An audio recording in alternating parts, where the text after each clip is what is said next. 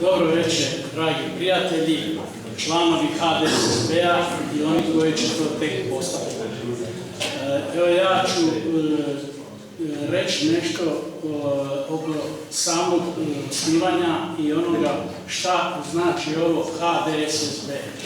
HDSSB znači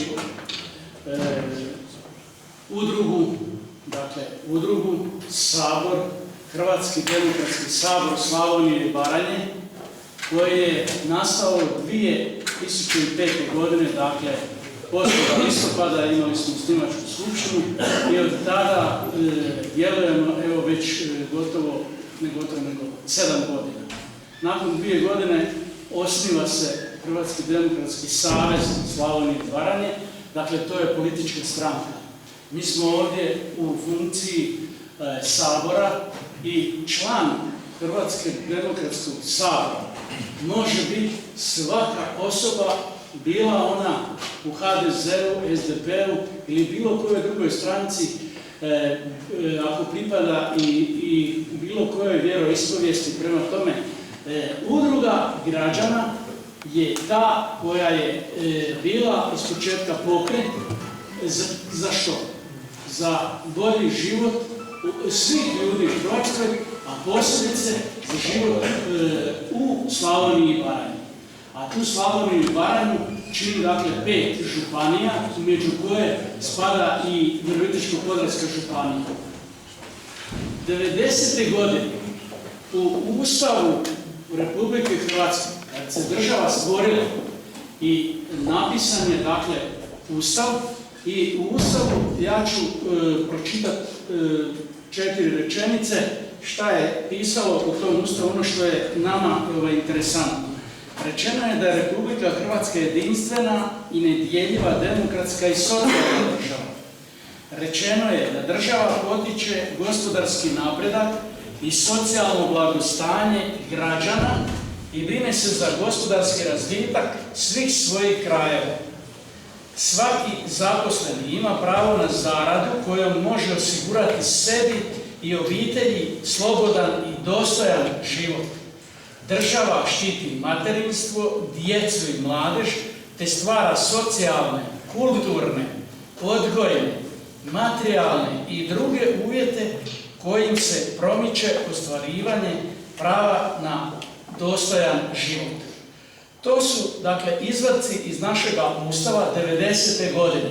Šta je trebalo činiti? Stranka koja je tada došla na vlast trebala je jednostavno zakonima regulirati ovu državu na taj način da ljudi žive bar podjednako. Ne može se u svim krajevima, ne možemo imati jednaki standard, ali da taj standard ne odskače i da su jedni 3 ili 4 puta razvijeniji u nekoj regiji, a u drugoj da ljudi zaostaju iz godine u godinu, imaju manje plaće, imaju veći broj nezaposlenosti, ako su im manje plaće, kad odu u mirovinu, manja im je mirovina i sve se to događalo, dakle, u Slavoniji i Baranji. 2005. godine naš osnivač, general Branimir Glavaš, molim jedan pljesak.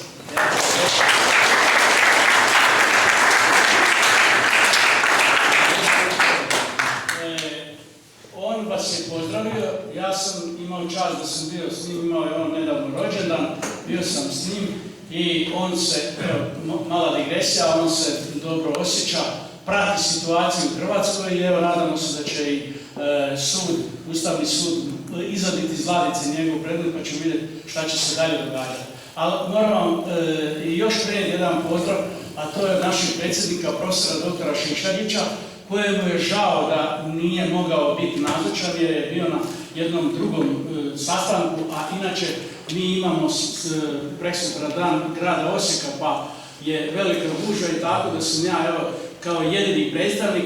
Ja inače nisam samo tajnik udruge, zajednice udruga, ja sam inače i član izvršnog odbora i stranke i udruge, predsjednik sam suda časti, županijski sam vijećnik u županiji Osječko-baranjskoj, tamo vodim 2 odbora, prema tome i u izvršnoj vlasti i u politici od prvoga dana sam zajedno pisao i jedan dio i programa i statuta udruge, tako da evo, žao mi da je gospodin Burić nije stigao, međutim imamo mi ovdje evo naših saborskog zastupnika koji će vam još malo podrobnije pričati šta se događa i šta je to HDSSB, šta se događa u Saboru.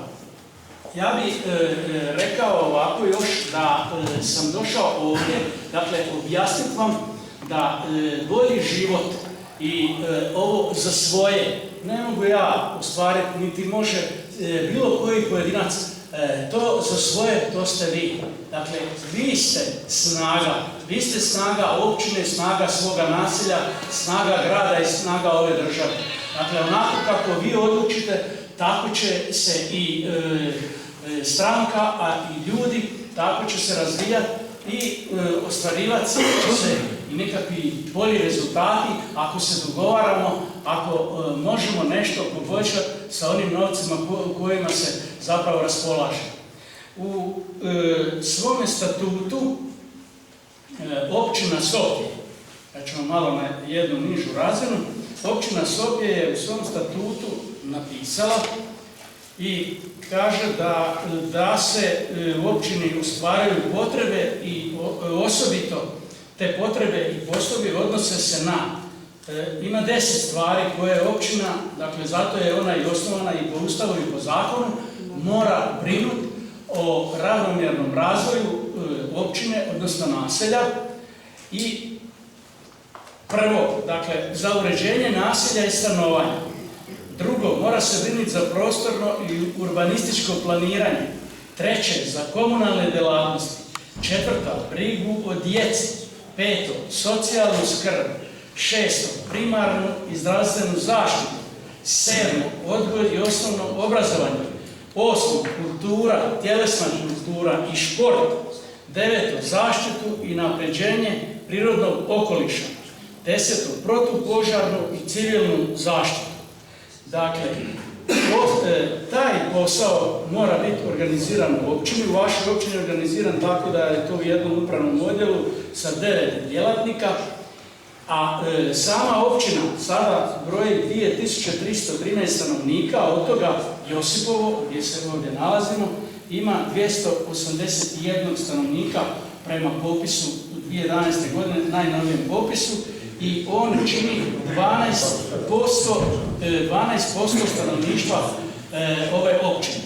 Inače, u općinu Sopje, vi to dobro znate, ali ja sam iz ovih kraja rodom, pa ću vam nabrojati da je tu Gornje Prijedrevo, Grabić, Josipovo, Kapinci, Nova Šarovka, Novaki, Sopjanska Greda, Sopje, Špana, Vaška i Višnjica je dodan, ali u Višnjici nema popisan broj stanovnika, ali se vodi kao da je naselje.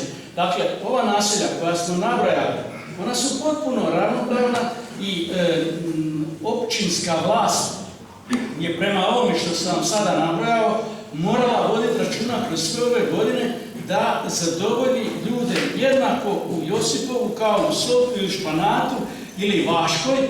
Međutim, ja vam ne moram pričati šta ste vi od toga, šta ste vi dobili za svih ovih godina i za ono vrijeme koje je bio SDP, tako dalje. Ovdje je uglavnom HDZ i to čvrsto nekakve pozicije drži.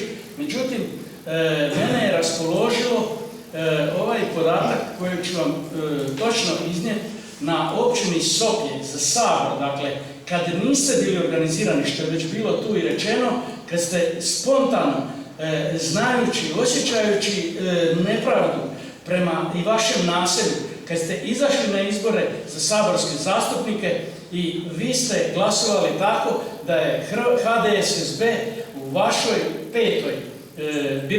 na petom biračkom mjestu, to je bilo Josipovo, osvojili ste prvo mjesto sa 43,18% glasova, to je već rečeno. To je najbolji uspjeh i ja vam na tome čestitam. Molim ja vam čestitam.